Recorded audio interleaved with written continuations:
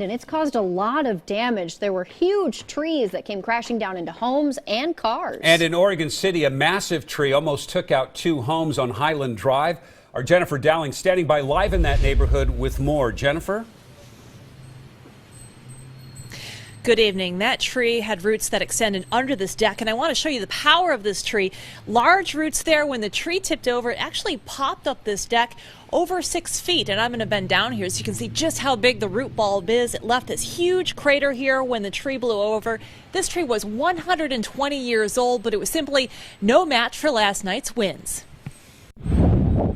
Every big wind gust, you heard them. Wicked winter winds kept Scott Costanzo awake on Highland Drive, with one mighty gust taking down the massive oak in the backyard. I could hear my deck being torn off the house and all kinds of things falling and loud crashes. The tree crashed onto his fence and 2 sheds in the neighbor's yard, puncturing a hole in their roof. Luckily, it basically landed in between the 2 houses, so the damage for what it could have been wasn't too bad. The shape of the tree also played a role. I mean, there's a big branch that stuck in the ground when it fell, so it kind of stopped the tree from going any farther.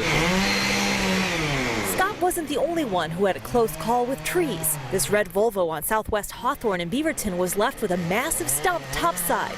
And in Portland on Southeast Hawthorne, a giant tree flattened the van James Anderson once lived in after moving from Colorado. Glad nobody was in it.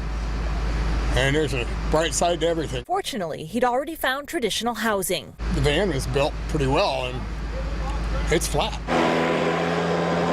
As for why the storm took out so many big trees, I think it was just all the moisture from the snow we had that sat here for a while, and then you mix that with some rain and then high winds. That's usually not a good thing. Now Scott will have to break it to the kids that their wooden swing is gone with the wind. The tree swing was right about here for the boys to swing on. And cleanup could take a while. It's going to be a lot of work.